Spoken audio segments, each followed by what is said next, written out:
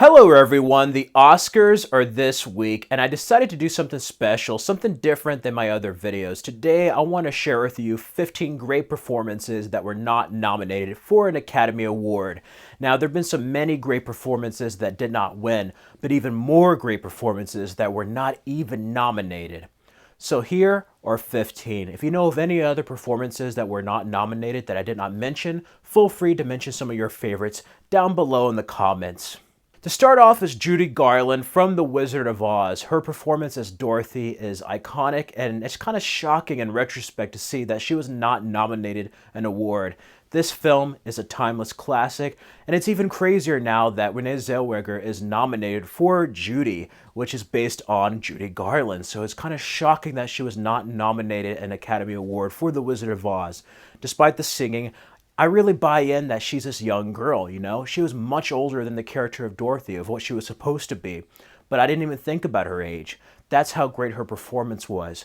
On this journey in Oz, confronting the Wizard of Oz, confronting the Wicked Witch of the West, and joining the side of Lion, Tin Man, and Scarecrow. Such an iconic performance. After that is Idris Elba for Beast of No Nation. This is shocking. Idris Elba is one of the best actors of our current age, and I love his role in Beast of No Nation. That film is not for the faint of heart. It's a brutal film, and the character he plays is just downright evil at times, you know? It's very different from any other performance he has given in other films, and I think it's one that's heavily overlooked. After that is Diane Keaton in The Godfather Part 2. It was an abortion, Michael, something unholy and evil. Just like her not being nominated for this film. Now, I understand that Godfather's kind of difficult because there's so many great actors who gave great performances. There's just too many to nominate. But I thought she deserved a nomination for her role as Kay. The first Godfather, I can see it, but this one, she really goes into a different level and adds to the tension between her and Michael, and adds to Michael's descent and to his downfall, basically, and becoming this kind of dark figure as Michael Corleone, you know? Getting him to the point where he kills his own blood. And I love their confrontation. She bounces off of Al Pacino's acting really well, and she gives a hell of a performance in this film. After that is Paul Giamatti in Sideways. This film got to me. I thought it was going to be a comedy, but you know, from the director of About Schmidt, I should have known better. Paul Giamatti really plays this character very well, to the point where I was feeling depressed and sorry for him, and I really thought he was going to commit suicide. And it's just crazy seeing him deal with a life without love and just being sideways in life, so to speak. I think it's a performance that was heavily overlooked. The movie got some recognition, but I think people forgot the reason why the movie worked so well, and that is because of Paul Giamatti's performance and how he bounces off of Sandra Oh and Thomas Hayden Church. After that is Sidney Poitier for In the Heat of the Night. I love Sidney Poitier as an actor, but I was shocked to see that he was not nominated for In the Heat of the Night. Now, this might have been for political reasons, but I thought he was the best part about that movie. He really made that role an iconic role. And I love that film. It spawned a television show, In the Heat of the Night. And I just feel like it's one of his more overlooked performances of any film, really, you know. That's one that should have at least been nominated. After that is Leonardo DiCaprio for The Departed. Now, Leo DiCaprio was snubbed for many, many movies. And this, again, like Godfather, might have to do with like the amount of performances within one film. But Leo DiCaprio totally went from that like teen icon, kind of like boyish looking actor to being a man in this film. I love him in Gangs of New York. But The Departed, he went to the next level. And I was just like, wow. I did not expect that out of him. Going from like, you know, new recruit to being an undercover cop in Frank Costello's mob network. His work with Jack Nicholson, playing off of Mark Wahlberg, Martin Sheen, Matt Damon. Leo DiCaprio gives one of his best performances, and it's a sin that he was not nominated. After that is Viggo Mortensen for A History of Violence. I love A History of Violence, one of the best movies based on a graphic novel, but his performance is so great because you think he is this individual, and it turns out he is in fact another type of individual, and he plays that brilliantly, playing two different people in one movie, and I love his acting. I should have killed you in Philly. Like, for those who have seen it, you know what I mean by his acting in that line. After that, I have two tied for Jim Carrey. The first being Eternal Sunshine of the Spotless Mind. This is a very deep film dealing with loss and love. I love his work with Kate Winslet. Elijah Wood. This film was a very deep and emotional film, and he gives one of his best performances out of his career in this film. Another one is The Majestic, another film where I don't see Jim Carrey. I don't see Ace Ventura the Mask. I see the character he is playing. And it deals with the era of McCarthyism.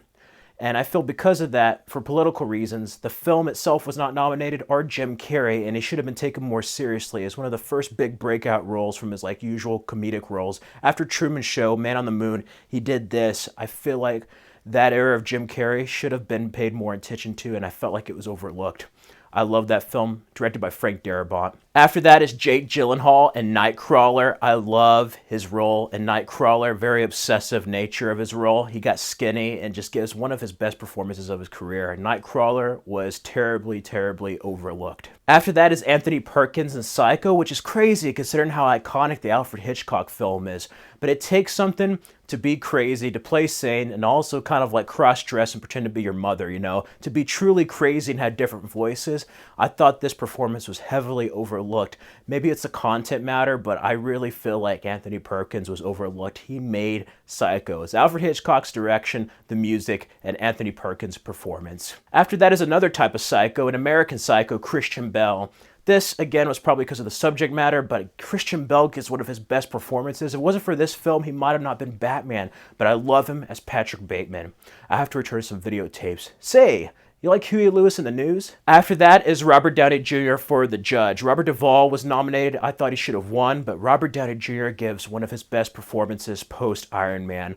I love this film. His troubled relationship with his father, him coming to terms with the past and the relationship with his father, with his illness, and just coming back to his hometown and kind of trying to figure out where to go next in life. He really plays a different type of character than I've seen in any other of his films, and I think it's a heavily overlooked one. Just because it's not Marvel or MCU doesn't mean Robert Downey Jr. still can't act and play a great character, give a great performance. After that, I have two tied. Hugh Jackman for Prisoners. I think he did great in Prisoners. There's just so many clips in there that could have been the best actor clip at the Academy Awards. Such a heavy movie with his daughter being kidnapped. Jake Gyllenhaal and Terrence Howard also give good performances. And another one he should have been nominated for was Logan. Logan did not get the attention it deserved. And I'm sorry, I like The Greatest Showman, but I thought his performance in Logan should have been nominated over that one. After that is Tom Cruise in The Last Samurai. I love The Last Samurai, one of the few Tom Cruise movies where I do not see Tom Cruise. I see the character he's playing. Yeah, it's kind of like Dances with Wolves in Japan, but I love how he deals with the sins of the past, the people he massacred, getting drunk, dealing with alcoholism, getting over that, joining the samurai and having allegiances shift. I love his performance, one of the best performances of his career, and I love the scenes between him and Ken Watanabe. After that, I have two tied for Val Kilmer. First being The Doors. I thought he did great as Jim Morrison. I do not see Val Kilmer. I see Jim Morrison. Before Bohemian Rhapsody, there was The Doors, and that's one movie that I just love. He sounds like him. He looks like him. He became Jim Morrison. He broke through on the other side. And then finally, I love Val Kilmer's performance in Tombstone as Doc Holliday. It is a sin that was not nominated.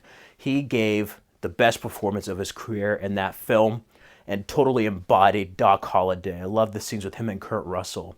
I'm your Huckleberry. He's like, last time we paid for blood, remember? And he's like, I was just kidding with you. And then he's just like, I wasn't. I love it. He is so awesome and badass in that role. And yeah, just a great performance that was overlooked. Anyway, those are 15 great performances not nominated for an Academy Award. If you know of any other performances, feel free to share them down in the comments below. Let me know. Let me know if you want me to do another video like this. And check out these videos you may have missed on my channel. Till next time.